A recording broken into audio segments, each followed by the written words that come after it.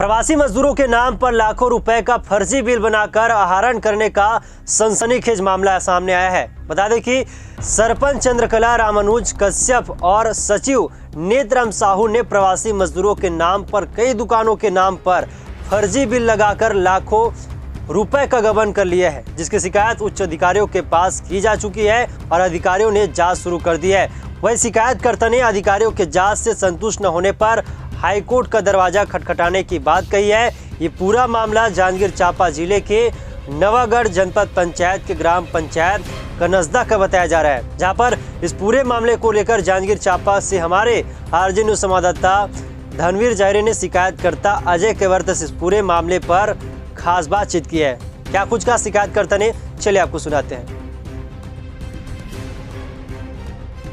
छत्तीसगढ़ में जब corona guideline का प्रारंभ हुआ था, जब महामारी ने सभी तरफ अफरा तफरी मचा रखा था, तब जिला प्रशासन और राज्य सरकार ने जिले के सहित सभी ब्लॉक के जनपद पंचायत अंतर्गत सभी ग्राम पंचायत को आदेशित कर 14 व्यक्ति की राशि कोविड सेंटर में या फिर प्रवासी मजदूर की व्यवस्थाओं में लगाने के निर्देश दिए थे।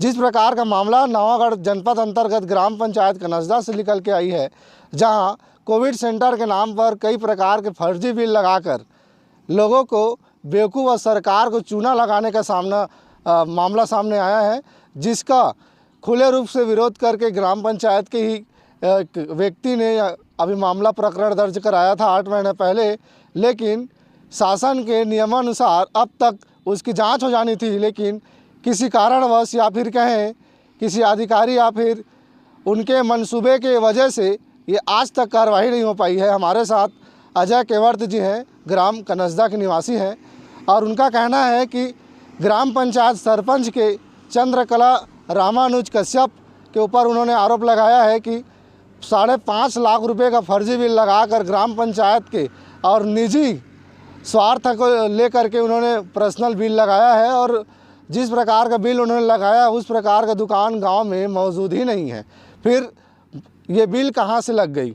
अब कहें मामले में इस प्रकार से है, विस्तार से आपको समझाते हैं कि जब कोविड सेंटर का निर्माण हुआ था तो खाने पीने और रहने की संपूर्ण व्यवस्था ग्राम पंचायत के सरपंच और सचिव के ऊपर डाल दी गई थी, जिसकी जानकारी लगातार ग्रामीण और प्रवासी मजदूरों की व्यवस्थाओं के लिए सरकार उचित व्यवस्थाएं कर रही थी। उसी दौरान इस प्रकार का प्रकरण आपने कई प्रकार के देखे होंगे, कई ग्राम पंचायतों में देखा होगा, लेकिन इस ग्राम पंचायत ने पिछले 8 महीने से यह कार्रवाई देर से चल रही है।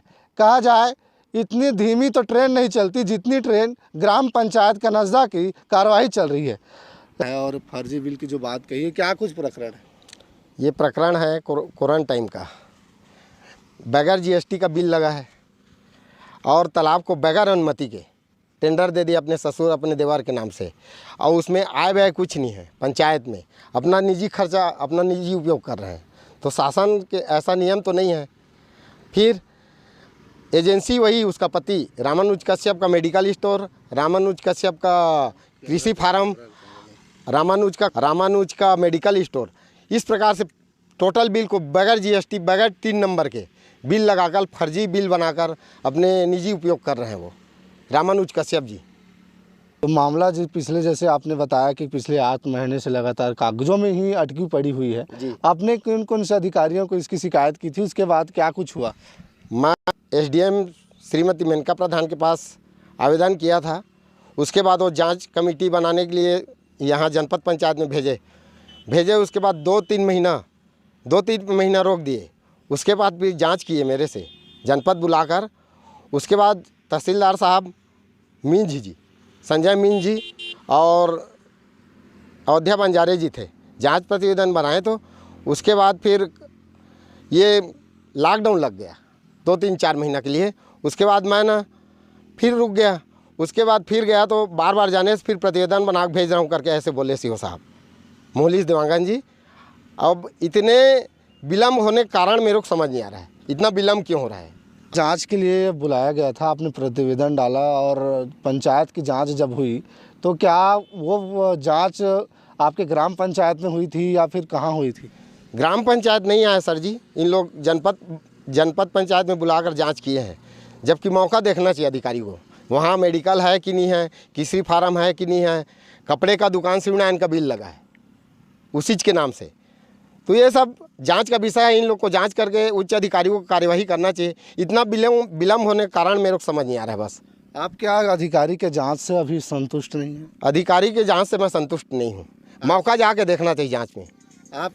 आप किस प्रकार की जांच की मांग कर रहे हैं? मैं सही निष्पक्ष जांच जो अधिनियम में है वही जांच चाह रहा हूँ मैं, और कुछ नहीं चाह रहा हूँ। अभी जैसे आपने बताया कि अभी मामला एसडीएम ऑफिस में है, एसडीएम मेनका प्रधान के हाथों है।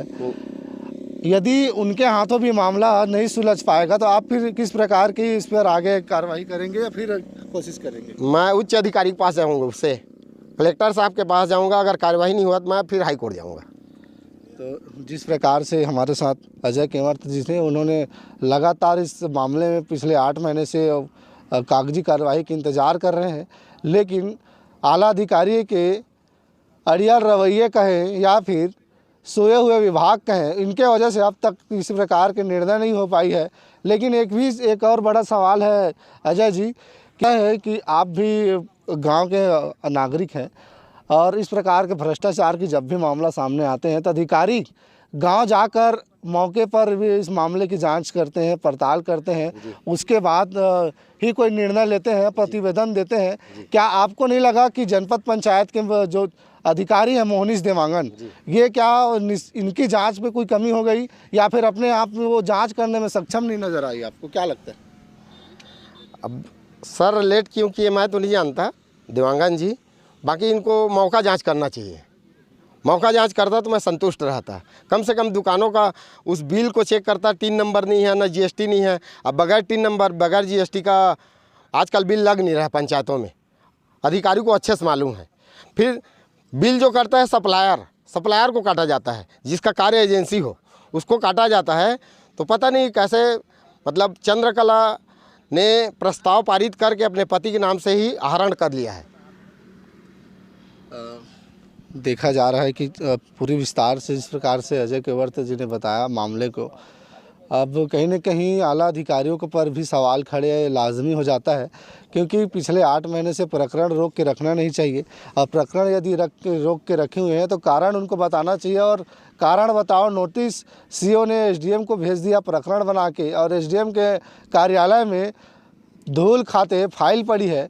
अब ना जाने कब जाके क्वारंटाइन समय का हिसाब होगा और कब जाके ग्रामीणों को सही जानकारी या सही न्याय मिल पाएगी, ये तो आने वाला वक्त ही बताता है। जिस प्रकार से अजय केवट ने साफ तौर पे कहा है, यदि अधिकारियों के जांच से संतुष्ट नहीं है, यदि सही समय पर यदि ये लोग जांच नहीं करते तो मैं हाई कोर्ट का भी दरवाज़ा खटखटाने के लिए मजबूर हो जाऊंगा और न्याय को लेने के लिए मैं संघर्ष करूंगा। जिस प्रकार से जांजगीर चांपा में आरजे न्यूज़ ने भी लगातार मुहिम उठा रखी है कि लगातार भ्रष्टाचार की खबर हम लगातार दिखा रहे हैं। हम उच्च अधिकारी से निवेदन करते हैं कि जिस खबर को यदि वो देख रहे हैं तो निष्पक्ष जांच कर इनको न्याय दिलाएं, अन्यथा वो तो बाध्य हो ही जाएंगे और आपके ऊपर भी कार्यशैली उठना लाजमी हो जाएगा। Dhanveer Jaire, RJ news, Janjgir Champa, Navagarh.